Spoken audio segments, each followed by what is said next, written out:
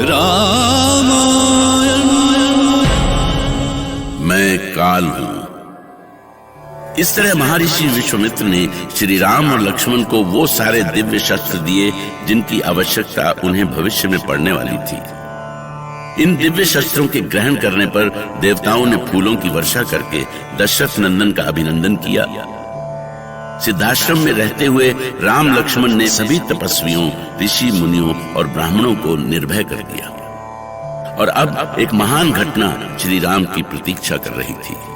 बचा के ऋषियों के तब प्राण, दया की निज भक्तों पे भगवान।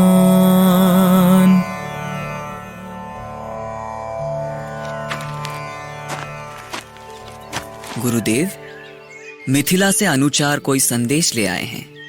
उन्हें सम्मान के साथ हमारे पास बुलाओ। प्रणाम स्वीकार करें महर्षि। हमें मिथिलापति महाराज जनक ने भेजा है। अच्छा, भला मिथिलेश जनक ने हमारे लिए कौन सा संदेश भेजा है? ऋषिवर, महाराज जनक ने अपनी पुत्री सीता के विवाह के लिए धनुष यज्ञ का आयोजन किया है। उस यज्ञ में उन्होंने आपको सादर आमंत्रित किया है। अहो भाग्य! महाराज जनक से कहो कि हम इस पावन यज्ञ में अवश्य आएंगे। गुरुदेव, धनुष यज्ञ का नाम तो मैं पहली बार सुन रहा हूँ। राम, ये एक विशेष यज्ञ है जिसमें धनुष संधान की चुनौती होती है। और महाराज जनक के यहाँ तो साक्षात शिव का धनुष है, जिसे चलाना तो दूर, उठा पाना भी असंभव है। गुरुदेव, क्या उस यज्ञ में बहुत सारे ऋषि महर्षि आएंगे? हाँ, वहां ऋषि महर्षियों के साथ पूरे आयावर्त के राजा महाराजा भी आएंगे। जनक नंदिनी को वरण करने के लिए सारे बलशाली वहां पधारेंगे। गुरुदेव, तब तो वहां का दृश्य अनोखा होगा। हाँ राम, इसीलिए मैं चाहता हूं कि इस धनुष यज्ञ में तुम दोनों भी चलो। आपकी आज्ञा सिरोधारी है गुरुदेव। हाँ गुरुदेव, हम वहां अवश्य चलेंगे। आज्ञा पाकर राम लखन ने जोड़े मुनि को हाथ, धनुष बाण ले चल पड़े दो भाई गुरु के साथ।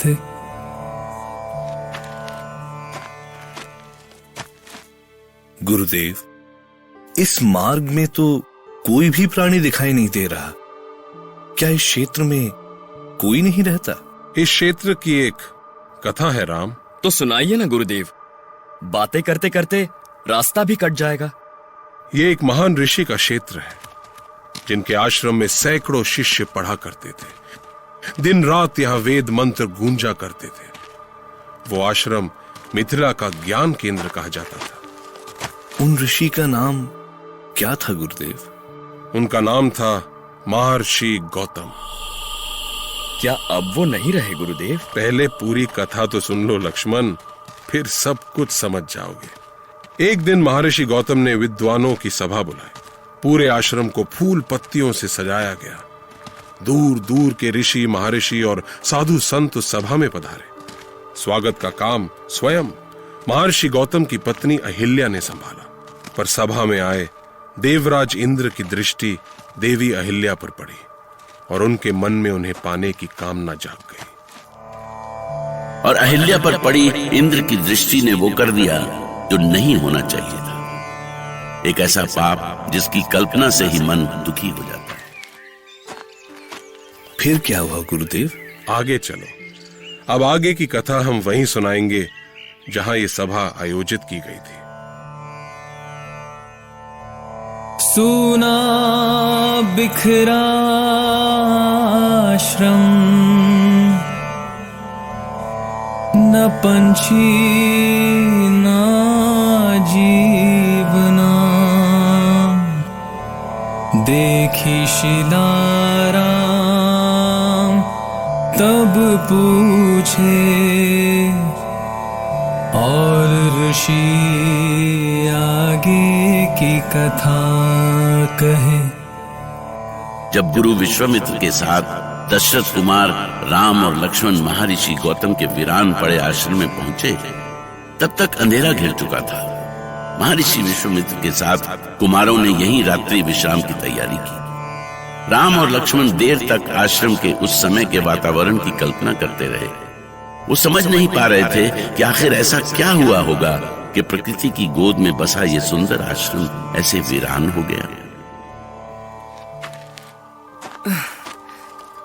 मुझे नींद नहीं आ रही है भैया।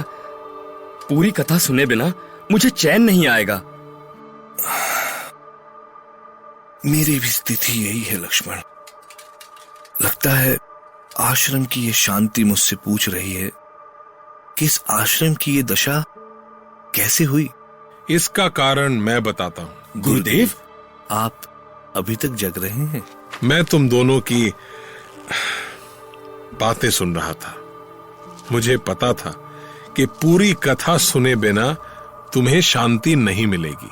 हाँ गुरुदेव, तब देवराज इंद्र ने क्या किया? विद्या के इस केंद्र की दुर्दशा के कारण देवराज ही है।